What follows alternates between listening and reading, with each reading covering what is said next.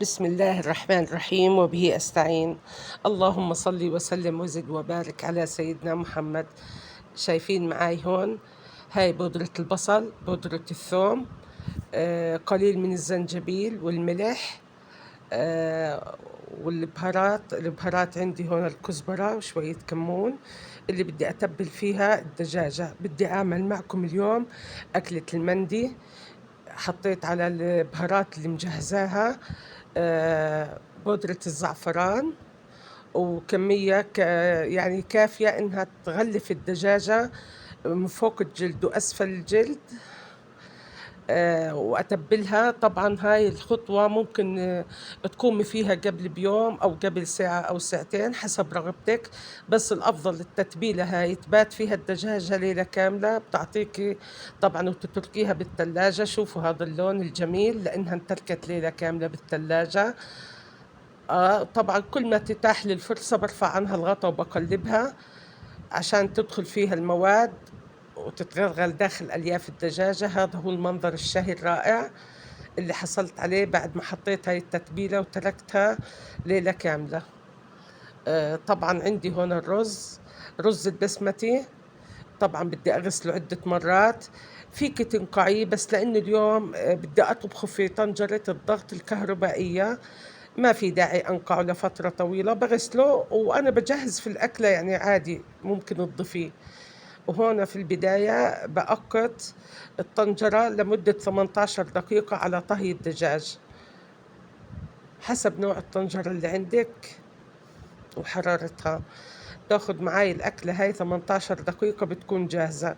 في البداية بجيب كمية تقريبا 100 مل من الزيت، يعني كوب صغير أقل من 100 مل، وبضيف عليه حبات الهيل وحبات الفلفل الأخضر زي ما انتم شايفين معاكم خطوة بخطوة عشان تحصلوا على أطيب أكلة مندي، يعني أطيب حتى من اللي بناكلها في المطاعم. وبضيف حبات اللومي وعودان الكرفة وورقات الغار وبقلب طبعا، والفلفل الأسمر الحب أطيب حاجة في هاي الأكلة. أنا هدول بخليهم بالرز ما بشيلهم منه، وبقلبهم تقريبا 5 دقائق عشان تطلع منهم الروائح. ومعاكم خطوة بخطوة. شوفوا هاي الأكلة قديش سهلة وما بتاخد وقت، يعني في نص ساعة بتكون أكلتي موجودة على السفرة بالكثير، لأنه مدة الطهي 18 دقيقة فقط.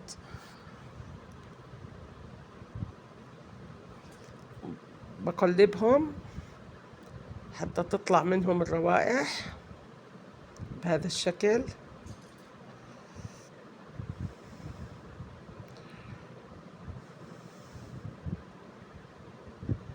وبعديها بضيف عليهم الرز.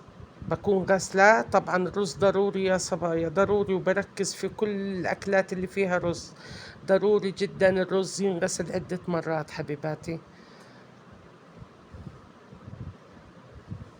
عشان نتجنب الأمراض، لأن الرز بتعامل كيماويا عشان يوصل للمرحلة هاي أو اللون هذا اللي إحنا بنشوفه. وهي الرز مغسول ومصفى تماما.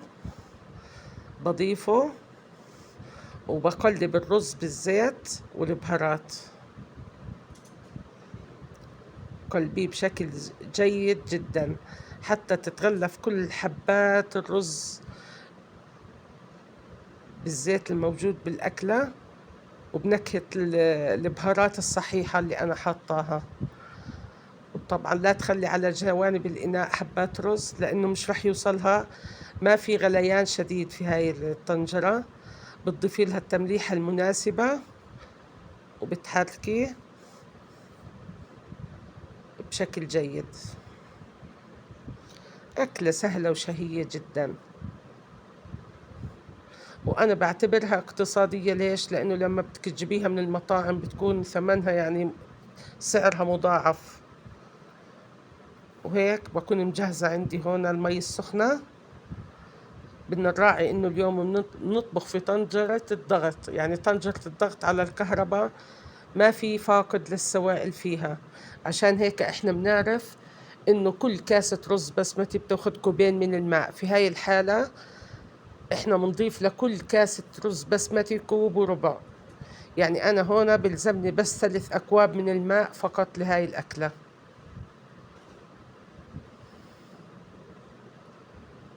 حسب كمية الرز اللي أنا حطاها بالأكلة. وبحركها بشكل جيد، وبنظف جوانب الإناء في المغرفة زي هيك. وباخد الغطاء الشبكي اللي موجود مع هاي الطنجرة، بيجي معها غطاء شبكي عشان استخدمه في وضع الدجاج. الدجاج رح يستوي على بخار هاي الأكلة المندي.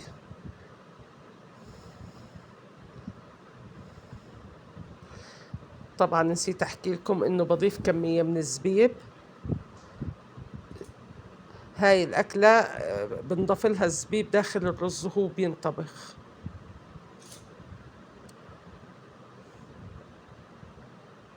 وزعته على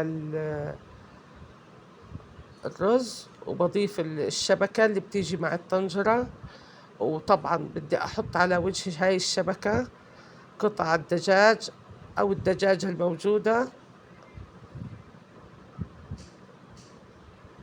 طبعا شوفوا لونها شهي وريحتها رائعة جدا حتى قبل الطهي. وهاي شكل الوعاء قبل ما أسكر عليه. طبعا الدجاج هون بيستوي بشكل خرافي، يعني بيكون دايب دوب.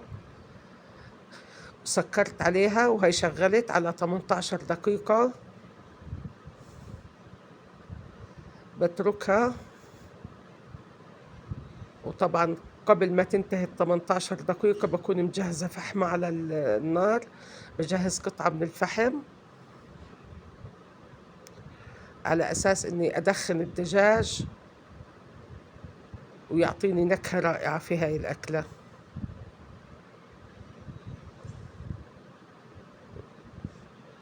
وبجهز عندي ورقة قصدير بعملها على شكل صحن صغير، وبحط فيها قطع من الزبدة.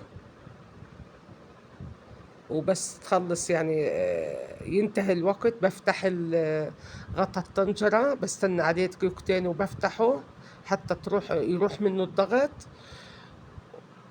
وبحط الكب من الزبدة هذا اللي موجود قدامكم عند الدجاج، وبضيف له قطعة الفحم، ويا عيني على الروائح. وبغطي الوعاء. هيك تقريبا أكلتي صارت جاهزة. بس أنا بترك الوعاء على وضع التسخين. الوعاء هذا فيه نظام إنه بنترك، بدك إياه يضل الأكل 12 ساعة ساخن أكنك طابخاه الآن. بتتركيه في وضع في هذا الوعاء أو إناء الطبخ هذا اللي على الكهرباء، في وضع التسخين. بتتركيه على وضع التسخين. وهاي منظر الأكلة وريحتها يا سلام يا سلام لو تشم الروائح الذكية. يعني الريحة بتحكي عن حالها. طبعا عند السكب ممكن نقدم، في ناس بتحب تضيف الزبدة اللي مدخنة على الرز، هي هون أضفتها. في ناس بتحب تحمر الدجاج قبل التقديم، وفي ناس ما بتحبه بدها تخليه طري. أنا حمرته شوي وبحرك الرز على أساس الروائح كلها تختلط ببعضيها والنكهات. وشوفوا لون الرز، صبغة الزعفران اللي كانت على الدجاج نزلت ولونت حبات الرز. صار عندي رز ملون، حبة صفرة وحبة بيضة. وهاي انتهت أكلتي. بتمنى تكون تعجبكم، وبتمنى منكم تجربوها وتحكوا لي رأيكم في الكومنتات، شو رأيكم في هاي الطريقة في طبخ المندي. اللهم صل على سيدنا محمد. شو رأيكم حبايبي؟ شو رأيكم في أكلتي لهذا اليوم؟ بتمنى تعجبكم.